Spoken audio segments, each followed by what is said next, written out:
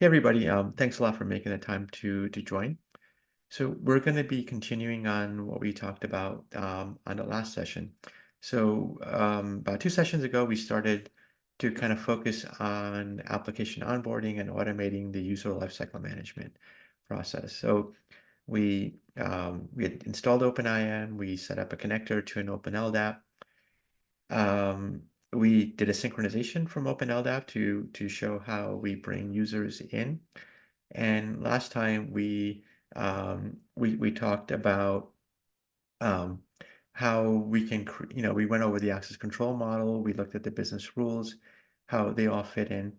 What we've been kind of avoiding all of this time is the details of what the synchronization scripts look like, what the application policy maps look like. So today we're gonna get into that topic. Of all the sessions that we're going to do so far, this one is going to be the technically probably the hardest, and everything before and after will be relatively easy. And I'll do my best to kind of help explain this and kind of go from there. As always, if you have questions, feel free to post them, and I'll do my best to answer them. Okay, so when we looked at the whole automated user lifecycle management, there were really two parts, right? There was the synchronization, which allows us to bring data into OpenIAM. And there was the managed system policy map, which is the part that kind of pushes data out to your target system. And so as we look at this and kind of talk about it in more detail, we're going to break up the conversation into these two parts. So we're going to look at synchronization in a lot more detail, and then we'll look at the managed system policy maps, right? And the goal is here to provide enough information that you can get started on these items, right? And just a little bit of background, we've been publishing all the videos that we've done so far onto the OpenM YouTube channel, and there's a playlist which is collecting all of these. We're also going to publish them to the OpenM community, and the goal is that the scripts that we create to provide a complete example for both AD and for OpenLDAP that people can use as a reference going forward. And these scripts will be a bit more exhaustive than what we see in the out of the box in OpenIAM, and they'll, at least in concept, be a lot better documented as well. Okay. Okay. So if we look at synchronization, as I said before, it has multiple purposes in OpenIAM. So one is to be able to load data from an application or CSV file into OpenIAM. The reason we do this is because we want to be able to create a full a profile of what someone can do, um, as we kind of roll out a system, right? So it's extremely rare that a company has nothing, no data anywhere, and they're deploying an IAM system. So almost, 99.99%, you will have things like AD, your mailbox, your, various applications that you need to run the business, and there's identity information there and also entitlement information there. So we want to know what that is, because without it, we cannot achieve any of our compliance goals. Right? The other reason why we use, or the other aspect of where synchronization fits in is to be able to automate the whole provisioning and deprovisioning, right? Your join, remove, or leavers processes. And so for here, it can integrate with one or more source systems. And the reason I say that is like, and some companies, like for example, if you're using Workday, it can handle employees and contractors, right? But there are other environments where employees are in one place, contractors come from another source. There might be some just-in-time provisioning going on with federation, so you don't have one source. Also, there can be scenarios where your HR system is your source for most of your data, but there might be attributes coming from another place. I'll give you an example. We're working with another customer where they're using SAP SuccessFactors as their source, but they have a system called OptiShift, which does all the shift information. They have people who are store workers who are moving around almost on a daily basis in terms of what store they belong to, right? So this allows us to get information from different places and bring it over. Um, Synchronization can be initiated in a few different ways. So one is our synchronization service, right, which is runs in a polling mechanism. So you can tell it, to run based on a cron expression, once a day, once an hour, once every 15 minutes, whatever makes sense, um, to have it go out and reach out to the source and bring that data in. Another way is to have your source system, um, you know, reach out to OpenIAM, right? So this is more of an event-based model. So an event occurs in the source, and it will then call an OpenIAM API, or it can hit the message bus directly. I'd probably recommend, the API, and it will trigger off any kind of downstream activity from there. The third is a CSV file, right? Um, there's a fourth option, which is the OpenIAM UI itself.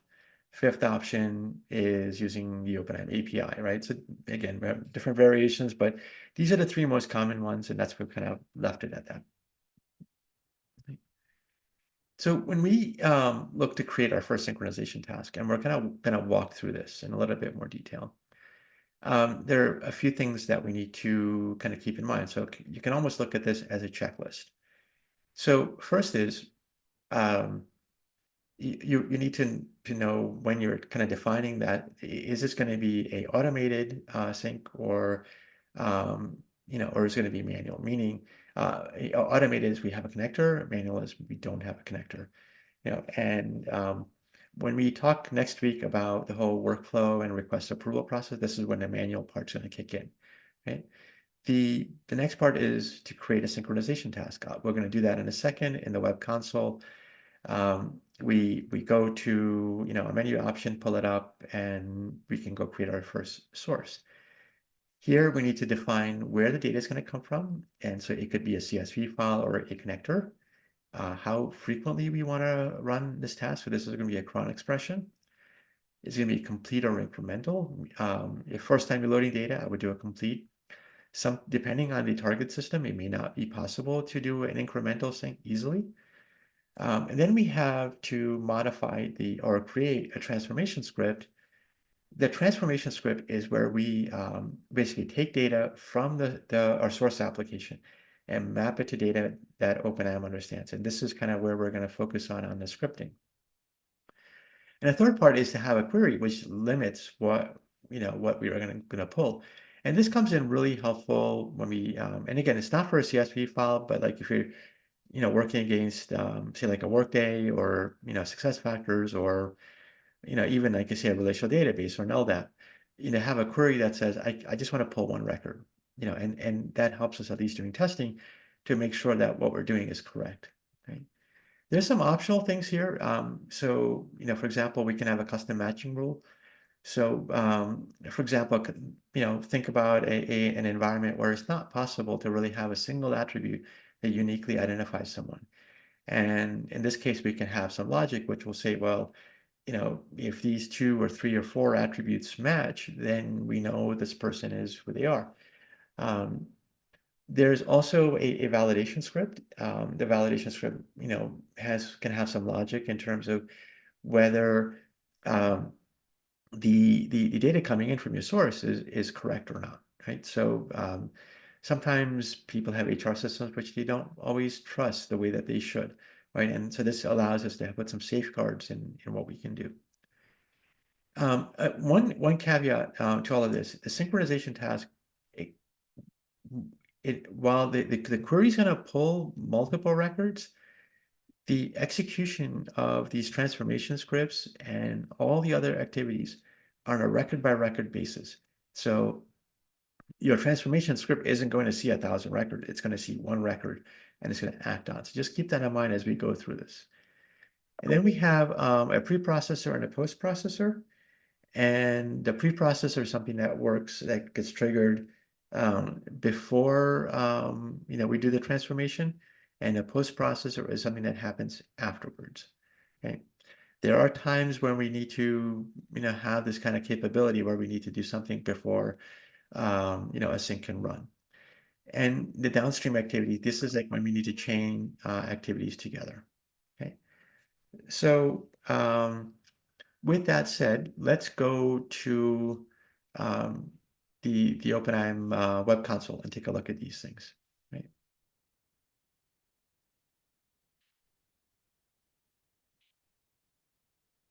So I've already logged into the web console, and so let's just say I go to provisioning, I go to synchronization, and I'm going to see the list of synchronization tasks that I already have. So let's just open up the CSV sync.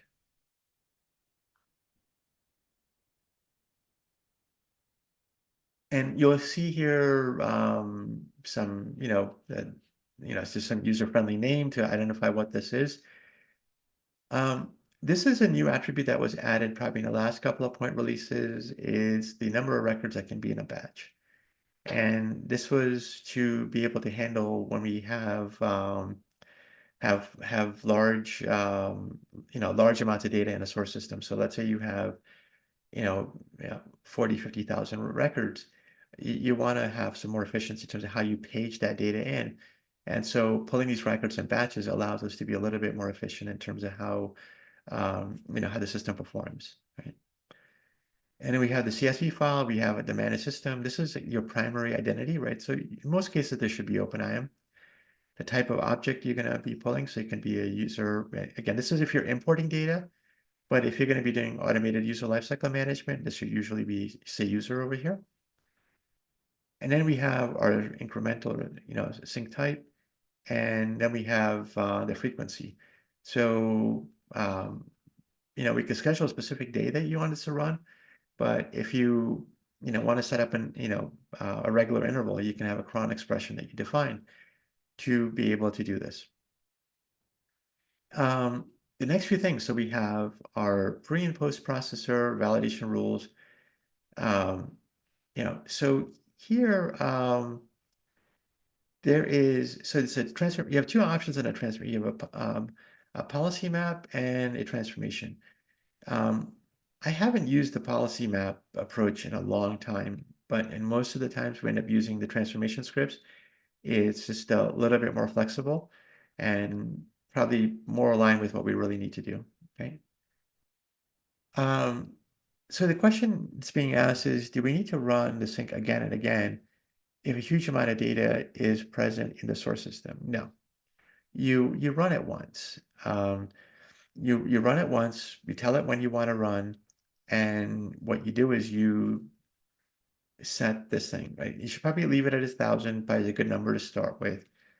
And it will just keep pulling it in pages, and it will process internally. So give you an example, a CSV file, forgetting about downstream system, going into OpenIAM. I think in our tests that we've done, about 60,000 records, it takes 15 minutes to process the CSV file, another 20 minutes or so before you see all the data within OpenIAM itself, right? Because it's taking, it's got an asynchronous model, which is processing things, right? But you definitely don't need to run these things time and time again, right? Unless something's broken. If something's broken, then you would see that, that need.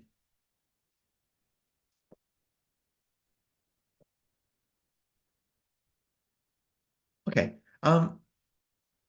So we're going to go into these scripts a little bit more detail, but a critical part of this that I want to highlight is the field name here. These are the attributes both in the source that we're coming from and sorry, this is the source attribute name, and this is the corresponding field in OpenIAM. When we bring a record in, the synchronization framework is going to do a match on these two fields. If the system finds it on that attribute, then we know it's an existing record, and all the processing will be based on that it's an existing record. If it doesn't find it, it's a new record, right? And it will need to be added. Um, and this is where, if you have a complex environment where this is not possible, then we need to write a custom match rule, right? To kind of provide the logic of what the matching should be, right? And it could be fairly involved in some cases, right? Now, one more thing here is, let's pull up a different synchronization. Let's look at, say, AD, because you'll see a few different fields here than you saw in a CSV file because they're not relevant, right? There's a question here is where's the mapping, where mapping is defined of the source attribute name and the field name. Okay, the source attribute name is the column name from your source, your HR system, and the field name would be an attribute that already exists in OpenIAM. It can be one of the predefined attributes, or it can be a custom attribute, right? So going back to our example here for AD. So for example, here we have two different fields, right? We have a the principal, in the managed system that's configured, and we have same account name, right? So this could be, again, if we're matching on the AD identity as opposed to the OpenIAM identity. And then there is over here a filter. So this is your query that's going to determine um, what records am I actually pulling, right? So this will get sent to the connector to pull either a block of records or a specific record, right? And then last down here is this thing about source attribute names. This controls um, which attributes we want to pull from the end system. So meaning like if we have, let's say, a typical AD schema may have a large number of attributes in it, but we only care about a few, right? So this allows us to define which ones we want to look at. You know. Okay, so let's go back to our slides and go into a little bit more detail. So a couple of things. So we talked about that the transformation scripts, they're called on each and every record. So the way it works is, let's say you have, you're bringing in a record from your source. The transformation script is going to get called for each record and then it's going to put that record into the OpenIAM database, right? Imagine that it's new. So it's going to create a record with those fields that were mapped. After that, the business rules are going to get triggered, right? And after that, you know, yeah. And then if there are other, scripts that can, so, and then after that, it's going to send a message downstream, right? So it's going to look, and so this next slide kind of breaks up what the user object in OpenIAM looks like. Now, this is kind of a simplified view, but think about it in this way. So we have the main user object. It's got your static, fields, right? So things like your name, your first name, your start date, and last name, status. There are quite a few other attributes here. But then there are one-to-many relationships with other objects. So there's one called user attributes, and this is where really anything that's not defined in any of these other attributes that we have can be defined as a custom attribute in the user attributes list. And you can add really as many as you want to here, and at some places it could get quite extensive. Then we have a relationship with a supervisor object. And this is a one-to-many because you can have, say, a primary supervisor, and you may have a dotted line to a second or a third. And this allows us to kind of model all those relationships as well. Contact information actually consists of a few different options. So it's emails, addresses, phone numbers, and again, it's one-to-many for each one of them, right? So this kind of explodes into a bit. And then we have the identities of the accounts that belong to them. So these are the various applications that you may have.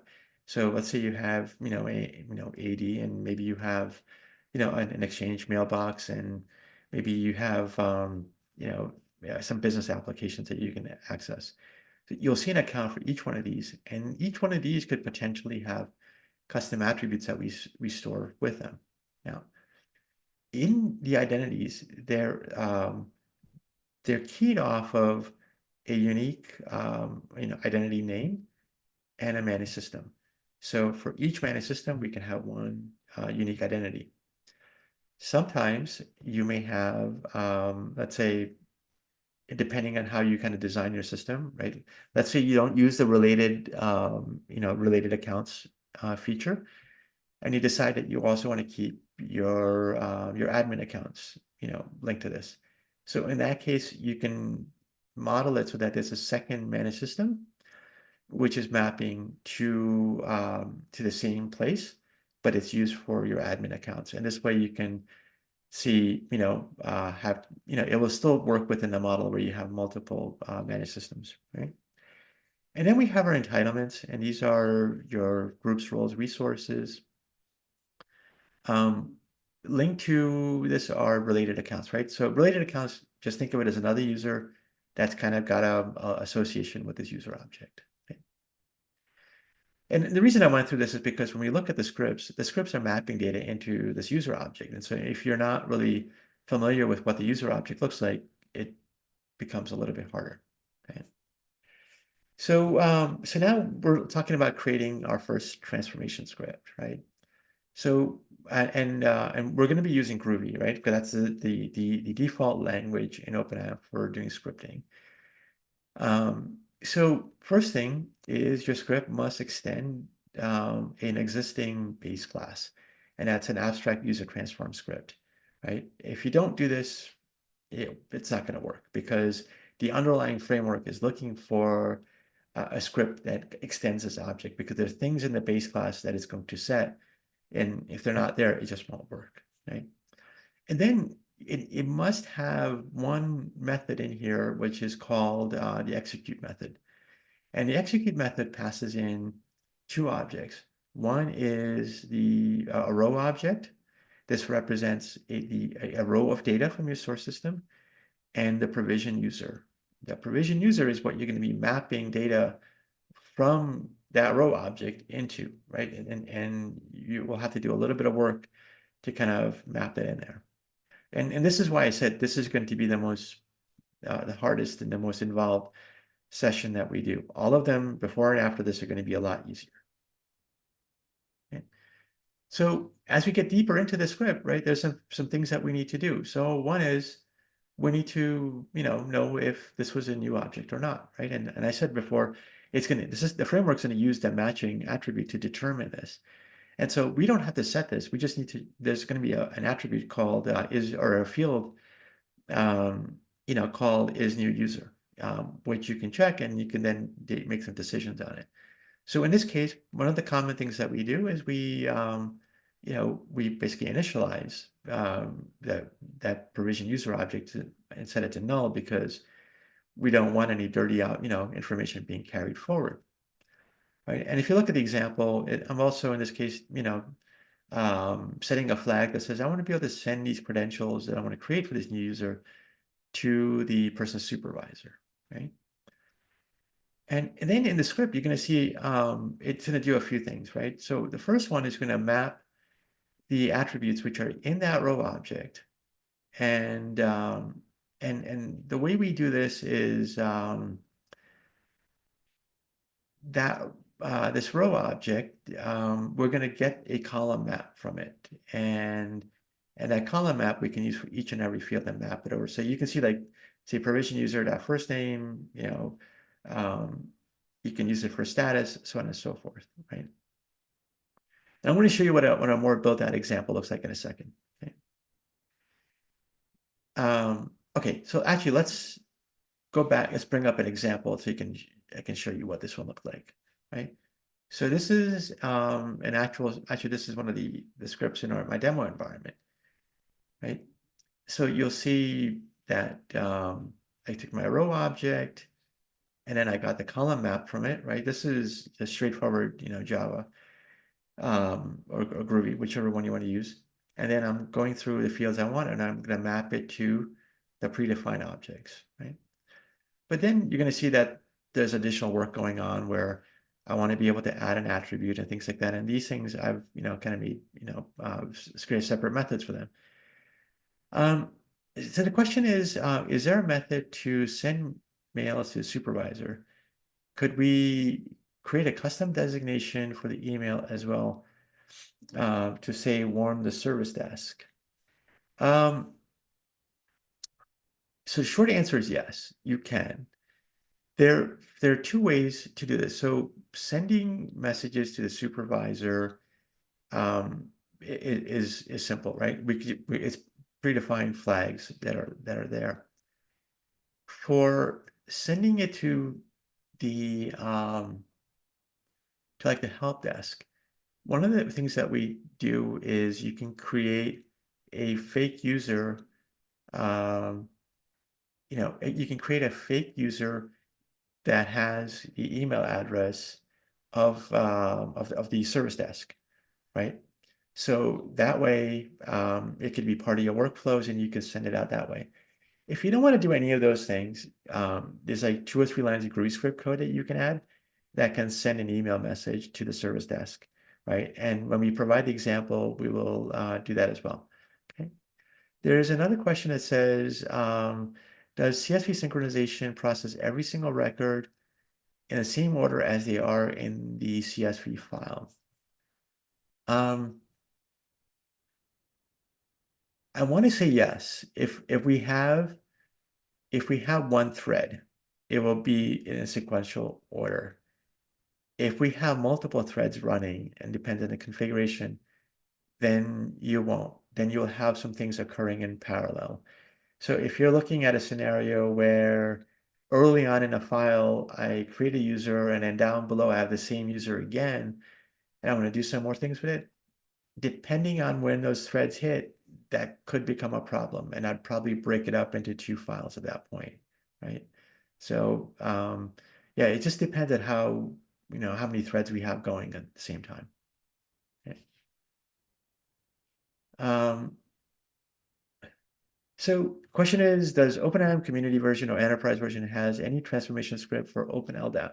Yes, there is an out-of-the-box transformation script for OpenLDAP.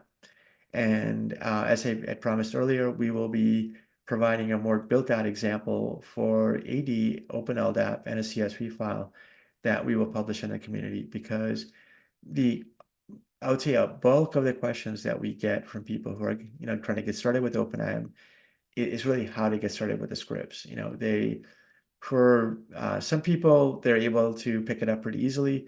For others, it's a little bit harder. And I think having a good example, and some documentation around it would probably help cut through the chase, right? And also maybe help, how to set up like an Eclipse so that you can use it to kind of go through this, right? So the question is, where are these threads configured? So let's go back to our um, synchronization script and see if I can figure out where this is done. So first of all, depending on the connector, right? I want to use the multi-threaded connector. This by default is going to put it into that type of threading. Let's check the manage system configuration and see if AD allows us to. I was pretty sure that there was a place where I could define how many threads there are.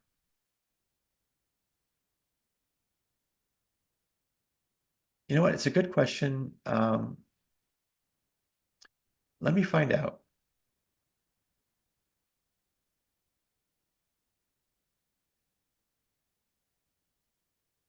Yeah, I'm not seeing it. I thought it was on a synchronization page.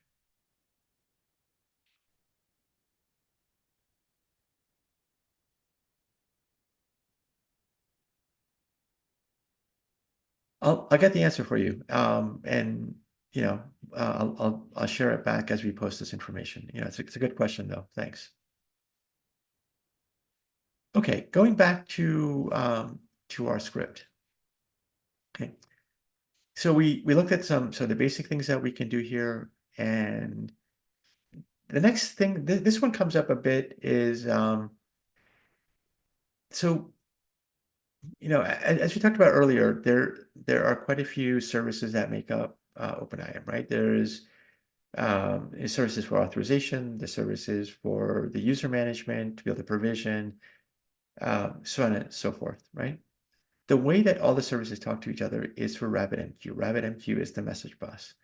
So to allow us to kind of stick to be config to write scripts which are kind of consistent with the underlying framework, there are times when you may need to call those services, and in that case, you need to get the context of RabbitMQ first. So there is this value called context, which is set in the base class, and then you could give it the queue or the various information that you want to get the context from it. And once you have the context, you can use it. So in this case, we have a login queue. So this little example is basically looking up to find if a login exists, right? So I set the managed system ID, and we're saying that I want to use Elasticsearch, meaning that I don't want to hit the database because it's going to be much faster. The type of match I'm looking for, in this case, it's an exact match. And then I'm going to go fire off a message to RabbitMQ to go get me this information.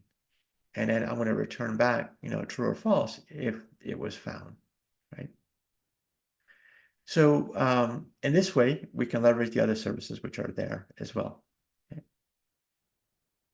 Um, okay. Let's see if I can go back and find another example that will help me explain this. I don't think I have a RabbitMQ message in here. Nope, I do. So in this case, when I'm adding a role, I am calling getting a context to the role. I'm going to go do a lookup. Um, there's a thing here for a deep copy. I'm setting it to false. The reason for that is I don't really want to if I just want to know if a role exists or to get the role information, and I tell it to go get all of the things attached to that role, it's going to impact performance, right? So again, if you need it, you can, but if you don't need it, you should set that flag, right? Um, okay, and then basically kind of work, from there, right? So there's a question. This is on the topic of Groovy scripts. Can I call more than one when onboarding users with a connector, or am I limited to the transformation Groovy script? Not completely following. If you can give a little bit more detail about what you're thinking about doing, it may help me answer that question a little bit better.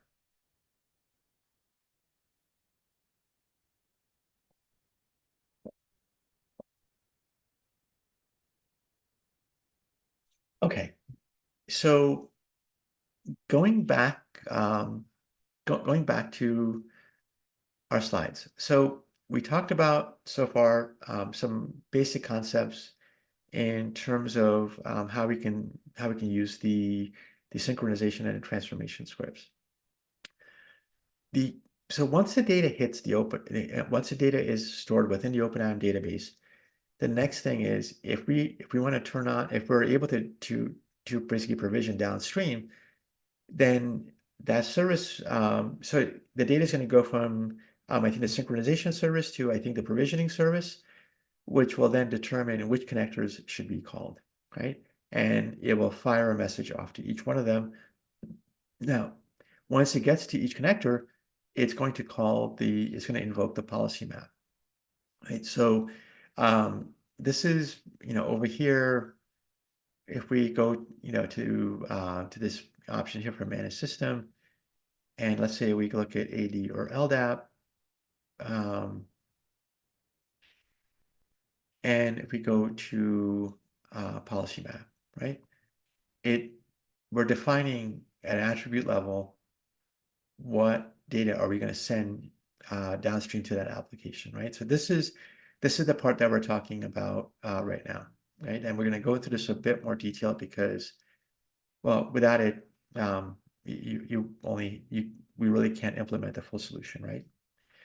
And again, just keep in mind that I'm focused more on the scripting part, and I'm staying away from the business rules and the things that we can do with easy configuration because it's more important to know the hard stuff, right? Or at least to know that it's there. So, like I said, this is about being able to create new accounts in your target system, be able to modify them, terminate them, move them around, right?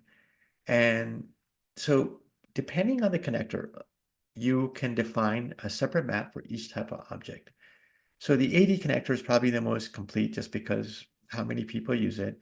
It supports users, groups, and computer objects, right? But you could have other objects in there as well in terms of the different policy maps. Each policy map has a number of fields. So it's got a type, meaning that the map needs to know, is this entry a normal? And again, this is from the context of being able to provision users, right? So is the attribute belong to the user object, meaning are they normal standard attributes? Or is it a password, or is it a principal? And the reason for this is that principals have a special place, right? It's a unique identifier. And passwords are a little bit different because they also need to be generated, or they may leverage the one that was generated within OpenIAM before you're going to push it, right? Then we have the name of the attribute, and then we have the type, meaning of where is the data going to come from? So is it going to come from a Groovy script? Is it going to come from a value already in OpenIAM, or is it going to be a fixed value, right? And the last part is, is the value itself, right? So if it's a static value, it's going to be whatever that fixed value is. If it's an IDM stored value, then what's the attribute that we're pulling from? And if it's a Groovy script, what's the name of the script that we want to use? Right?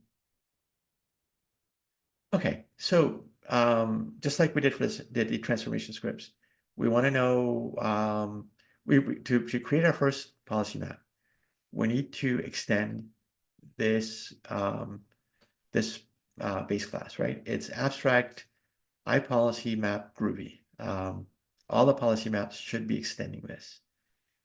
And then there are two methods that we need to implement in here. Is perform and the perform method, right? So is perform. So first of all, the perform method should call the is perform method, right? Probably the first thing that we do. And basically, depending on the type of policy map that we're writing, let's just say, for example, we're trying to calculate where the OU is placed. So if the rule for OU placement is say based on my department or my status, then anytime, like if it's a new person or there's a change or there's a termination, this script is going to have to calculate whether this object changed, right? So if it changed, then it needs to look up the new organization and get the path from there and set that. If it's new, again, it's going to look at the department and set that.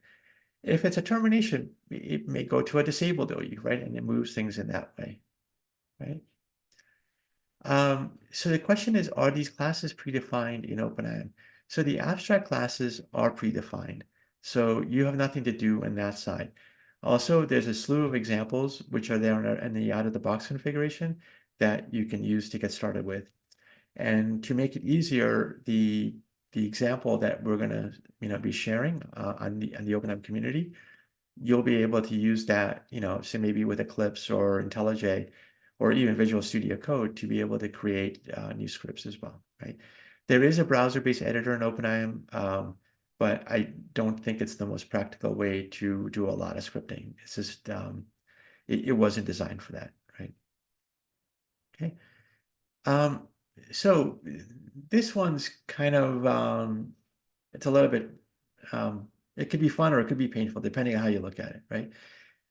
So passed into, actually, you'll notice into this perform method, we're passing in this object called provision user object diff. And if you're doing groups, there'll be provision group object diff, right?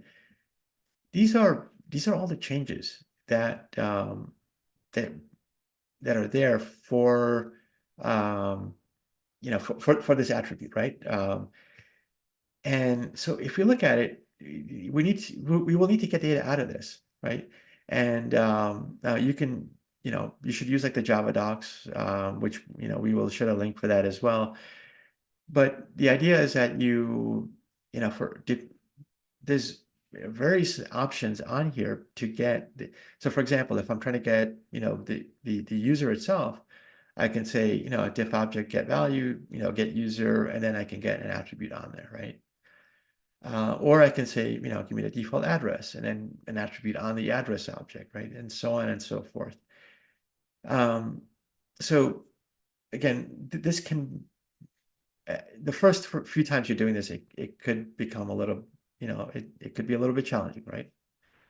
So assuming you can do all this, and the next couple of things is you may want to add some debug logs so as you're working through your script and you want to, see what the system's doing, I would highly recommend not using print line. It's just a really not a very good way of doing things, right? So way you add debugs is just add a line at the beginning of your script and use the log factory get log, give it the script name, right? This employee ID class, employee ID is the class name of your Groovy script, right? Um, and then you have log.info, there's a log.debug, I believe, and then there's log.error, right? So depending, but you will see this it will show up in the logs within OpenIAM that you can, kind of go through, right? The next one is sometimes you may want to add additional audit log information. So the core auditing is already there in OpenIAM, right? So like the normal stuff that we do is already there. But let's say you're doing something in your transformation scripts or in these policy maps, and you need to make sure that that information is also in the audit logs. And so easy way of doing that is just add a line like this in the beginning of your script that will, get a reference to the audit log service, right?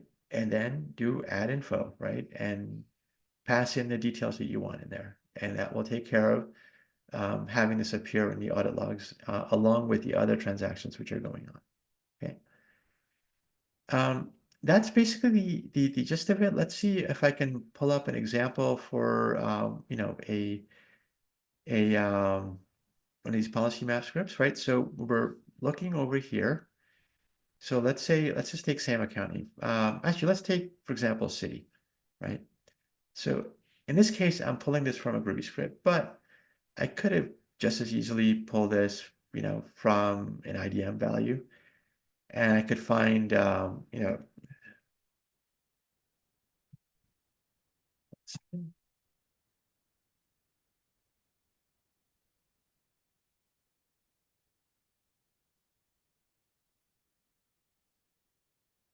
so I could find, some attribute that would go with it if this was being stored, right? And so wherever possible, you should use the IDM values. There's no reason to be putting everything inside Groovy script. Uh, if you go back to the previous version, I think before the 4.2.1 versions, there was no IDM value. There was only fixed and Groovy.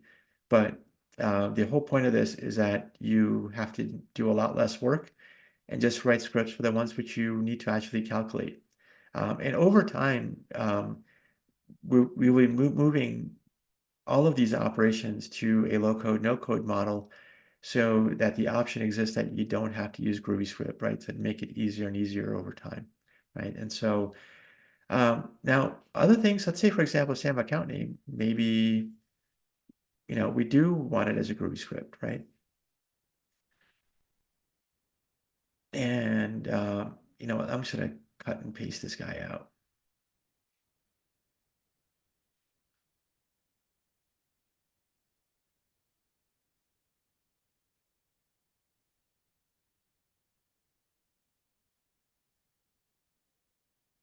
I'm going to go back to my Visual Studio Code and so got the wrong.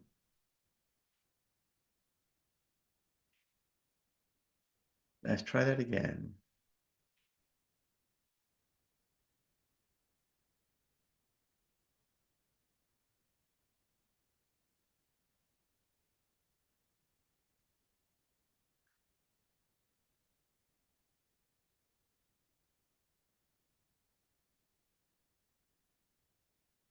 Get rid of all of this garbage here.